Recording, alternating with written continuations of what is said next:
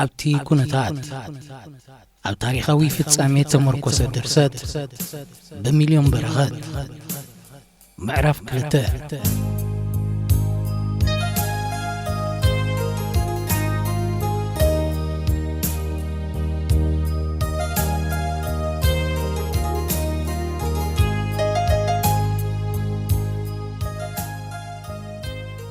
እተማይ መስቀጽለ ተበራበረት ኣብ ግዳም ደቂሳ ከም ዝነበረት ብኡንብኡ ተረድኣ።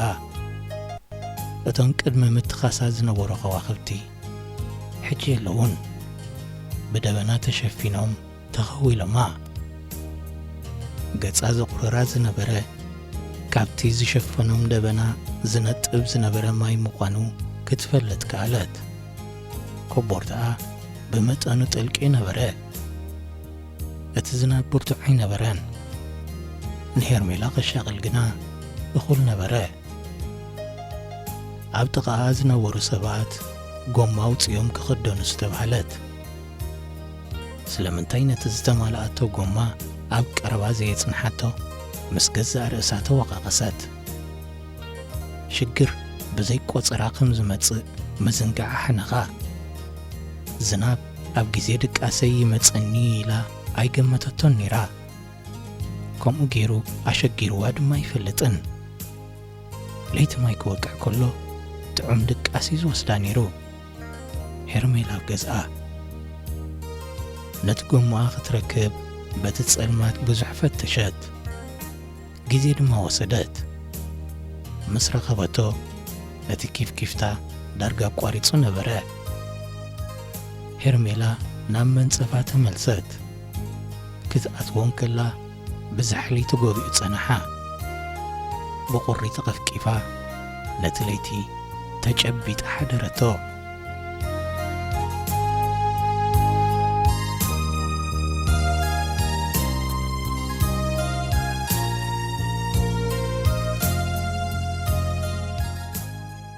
መሬት ወግህግ ምስ በለ ዘተስኦም ኣይደለዮን።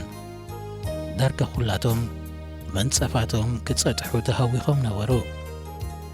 እታ ናይ ፈለማ መብራቕ ፀሓይ ድማ ኣንሶላታቶም ዘርጊሖም ተቐበልዋ። ንሄርሜላውን እተን ናይ ዋጋሕታ ጩራታት ፀሓይ ከም ሕቑፍ ወዲኣ ኮይነን ተሰምዓኣ። ክትማሙቕ ጀመረት። ፀሓይ ነቲ ሙቐትን ብርሃንን ብነጻ ትዕድሎም ከም ዝነበረት ኣስተውዓለት። ኣብ ህይወት እቶም ዝበለጹ ነገራት ብነጻዮም ዝርከቡ ዝብል ትሕዝቶ ዘለዋ ናይ ዶን ዊልያም ዝተባህለ ኣሜሪካዊ ደርፊ ኣብ እሙርኣ መጸት። ነታ ደርፊ ሙሴ ፈትዋዩ። ንገነት እውን ኣስሚዓታ ፈትያትላ ነበረት። ኣቲ ሄርሜላ ጠፊኤክ ዶ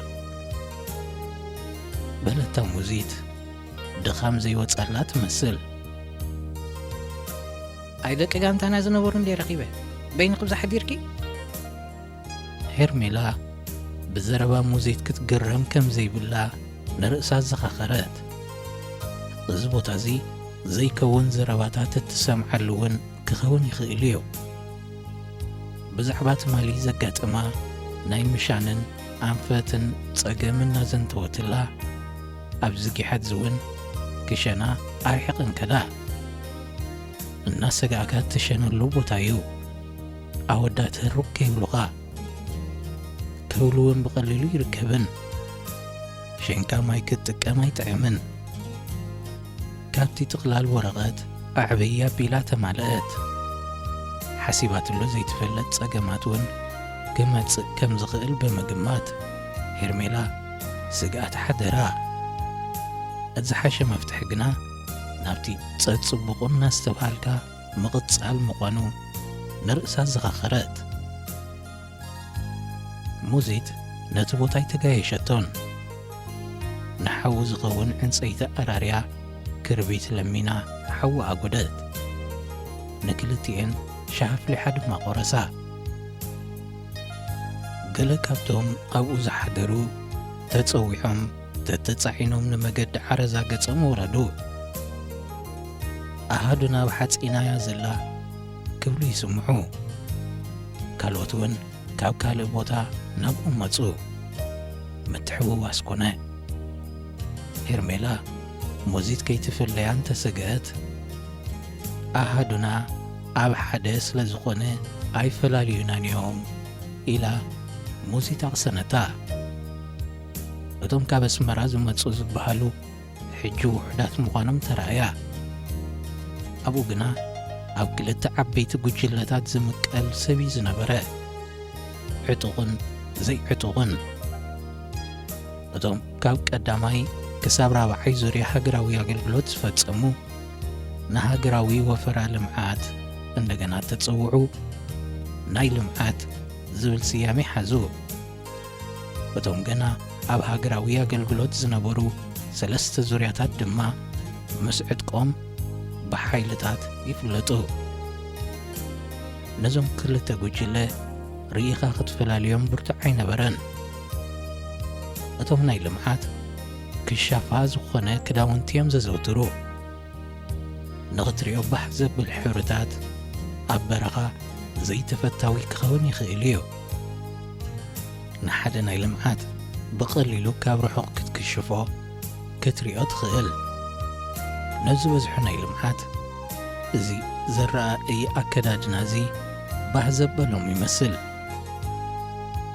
በዓል ክስተውበት ኣለዉ ትሪኦ እንደየለኻን እከለ ጥቓታ ብጫ ተኸዲና ዘላ እታ ቀይሕ ጎልፎ ጌራ ዘላ ረኣያ እሞ ክበሃሉ እንከለዉ እቲ ክሻፋ ዝበሃል ክዳውንቲ ከመይ የገልግሎም ከም ዝነበረ ይግለጽ ሓይልታት ግና ብተኻእለ መጠን ምምስሳል ይመርፁ ምስ ሰብ ተመሳሲልካ ምኻድ ዘይኮነስ እቲ ከባቢኦም ዝመስል ልባስ ብምኽዳን ካብ ርሑቕ ከም ዘይረኣዩ ይገብሩ ጸላኢ ካብ ርሑቕ ክሪኦም ክኽእል የብሉን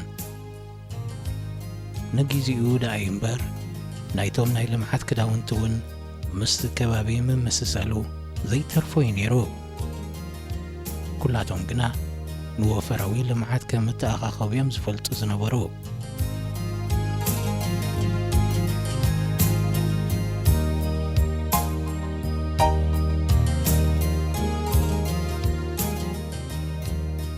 ሙዚት ራብዓይ ዙርያ ኣገልግሎታ እናፈጸመት እንከላ ምስ ዝበዝሑ ተላልያያ ናብራ ሓይልታት ተኾነ እውን ጋሻ ኣይነበረን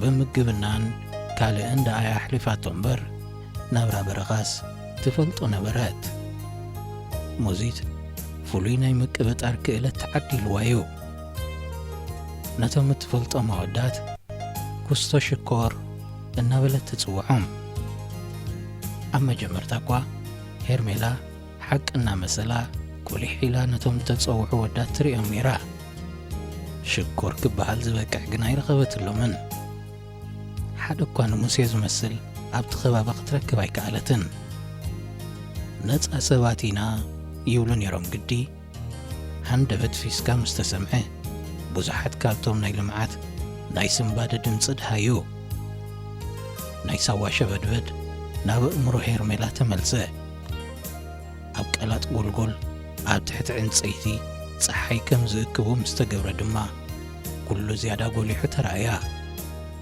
ሓይሊ ጋንታ መስርዕ ጉጅለ እናበሉ ፈላለይዎም በቲ ተፈላለይዎ ጉጅለታት ድማ ኣብ ቴንዳታት ክሰፍሩ ምዃኖም ተነግሮም ሽዑ ሄርሜላ ኩሉ ነገራት ተገለባበጣ ካብ ኩሉ ንላዕሊ ዘስደመማ ብዛዕባ እቲ ጉዳይ ንሳ ጥራይ ትግረም ምንባራ እዩ ብጉጅለታት ምስ ተፈልዩ ኩላቶም ነናብት ተመደብሎም ቴንዳ እዮም ጐዮም ሄርሜላ ግና ክትዛረብ ተደናዲና ነበረት ግና ንመን እያ እሞ ክትዛረቦ እቲ ዝውዝዖም ዝነበረ ሓደ ገንጫር እዩ እምበርከ ኣወዳትን ኣዋልድን ከመይ ኢልና ናብ ሓደ ቴንዳ ብሓንሳብ ንድቅስ ኢላ እንተተሓቶ እንታይ መለሰላ ናብቲ ቴንዳ ምስ ኣተወት ጽበቲ ቦታ ምስ ብዝሒ ሰብ መሊሱ ሸቐላ ዳርጋ ተደጋጊቦም እዮም ክድቅሱ ማለት እዩ ሙዚት እንተኾነት ምስ ኣብ ሓደ ጉጅለ ይበፅሓን ሄርሜላ ኣብ ሓንቲ ካብ መደቀሲ ክፍላ ዘይትገፍሕ ቴንዳ ምስ ዘይትፈልጦም ኣወዳትን ኣዋልድን 10 ትንፋስ ኮይና ንወርሒ ዝኣክል ብኸመይ ከተሕልፎ ምዃና ሓበታ። ሕጂ እቲ ዋፅኢ ዝበለቶ መፍትሒ ምጽማም ጥራይ ምዃኑ ተራእያ። ግናኸ ከመይ ትግበር? ነፍሲ ወከፍ እትሓልፍ መዓልቲ ካብቲ 30 ሓደ እናጉደለት ከም እትኸይድ ካብዚ 30 ድማ ፍርቁ ለይቲ ስለ ዝኾነ ብድቃስ ከም ዝሓልፍ ንነፍሳት ዘኻኸረት። ከም ገሌላ ክትድቅስ እንተኽኢላ ብሕልሚ ናብቲ ናይ ቀደም ናብራ እናተመልሰት ከተሸክዕ ምዃና ምስ ውሽጣ ተባሃለት። ክልተ ዋልድ ኣንጺፈናሉ ናብ ዝነበራ ኸይዳ ንመንጸፋ ጸግዓቶ።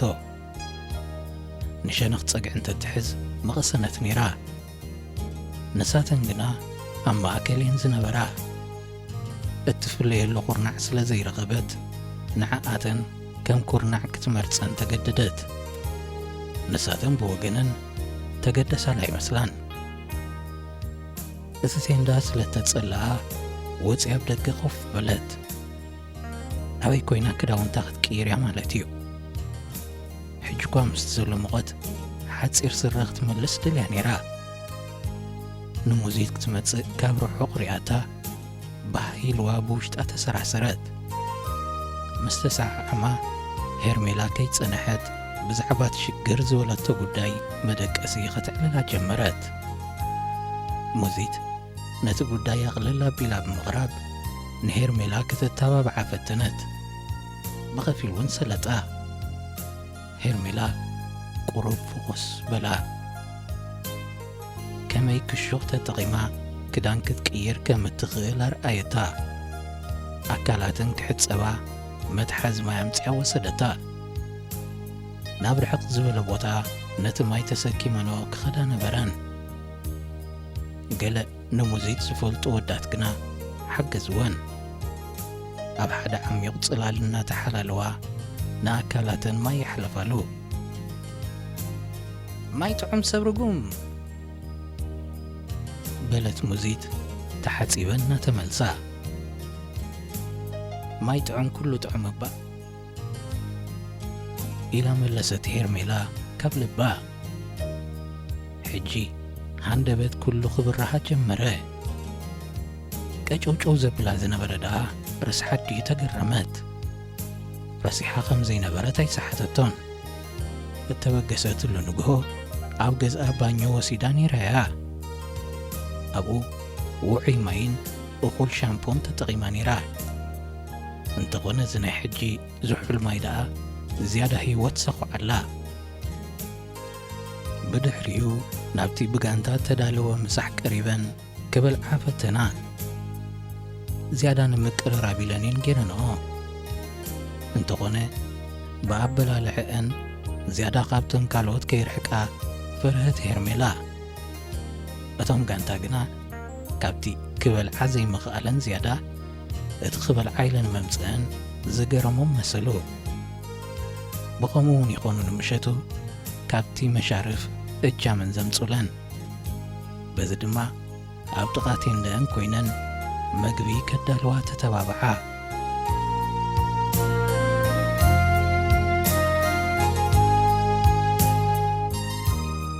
ኣብ ውሽጢ ሰዓታት ነቲ ቦታ ተለማመደቶ። ኣጋ ጊዜ ምስ ኮነ ነቲ ቦታ ተዘዋወረኦ። ጽሩይ ኣየር ዘለዎ ደስ ዘብል ቦታ ምዃኑ ድማ ረኣየት። ብፍላይ ኣብ በሪኽ ኮይና ነታሕቲ ክትጥምት እንከላ በቲ ጥዑም ንፋስን በቲ ፍሉይ ቅርፂ መሬትን ተፈስሐት። ምስ መሰየ ከምቲ ዝፈራሃቶ ተለጋጊቦም ኣይደቀሱን። ብዙሓት ካብቶም ኣወዳት ኣብ ደገ ኸሓድሮ ፍታዎም ነበረ። ምስተን ክልተ መዳቕስታ ቃላት ምልውዋጥ ጀሚራያ። ታቴንዳ እውን ካብቲ ናይ ቅድም ሕጂ ዝገፍሐት ኮይና ተረኣየታ። ካልይቲ ለይቲ ብተመሓየሸ ኹነታት ሓለፈት። ካብ ዝናብ ናጻያ ዝነበረት። ኣብ ውሽጢ ቴንዳ ቁሪ ቦታ ይነበሮን። ልዋም ለይቲ ሕሊፋ ንወጋሕታ ብብሩህ መንፈስ ተቐበለቶ ኣብዛ መዓልቲ እዚኣ እውን ነቲ ዘምጾም ስራሕ ይጀምርዎን ምስቲ ቦታን ንሓድሕዶምን ዝያዳ ተላለዩ ድሕሪ ቐትሪ እተን ኣዋልድ በብጋንትአን ቡን ኣፍልሓ ናውቲ ቡን እተመልኣ ውሕዳት ኣይነበራን ሄርሜላዳ ካብኣተን ኣይነበረትን እምበር ኣብቲ ናይ ቡን ጽምብላት እቶም ንቑሓት ዝበሃሉ ወዳት ተጸውዑ ካብቶም ኣብቲ ቡን እተሓወሱ ወዳት ሄርሜላ ብክልተ ዝያዳ ክትግደስ ግድን ኮና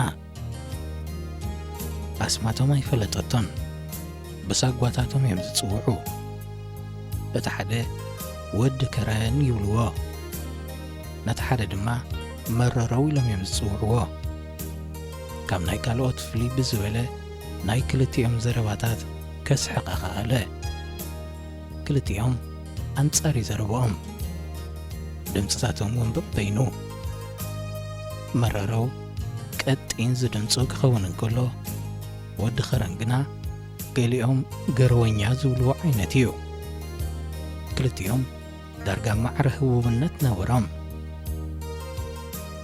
ኣብ ዝላን ወርሒ ኽልፍዑና እዮም እምበር ሰብዓ ገብቂ ይብሎም እንዲኦም በረኻ ኣስፊሮምና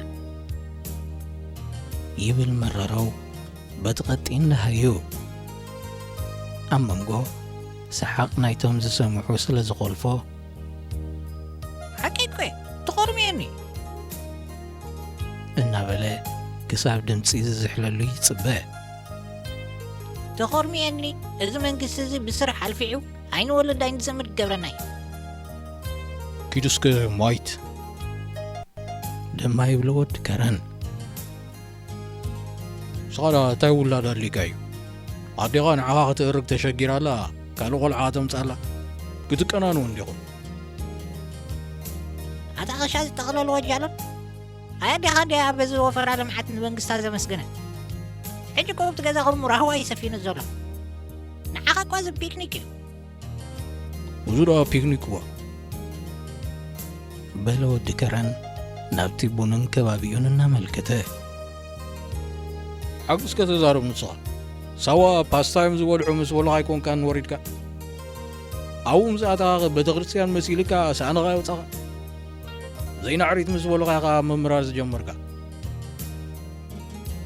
መረረው ኣልግብ ኣቢሉ ይምልሰሉ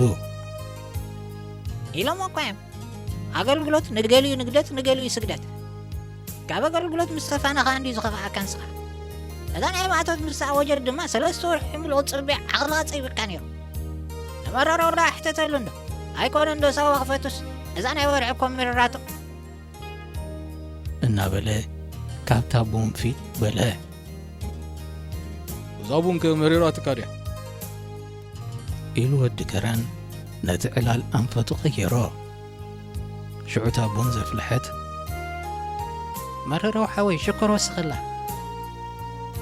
ክትብል እተን ካልኦት ድማ ገሊአን ናይ ወዲ ከረን ሰሚዕ ክዲኺ ክብላ ካልኦት ድማ ሓቃ ትወስኮ ክብላ ድምፅታት ተሓዋወሰ እቲ ማስያ ዝበሃል ፀወታ ድማ ብሰሓቕ ተደምደመ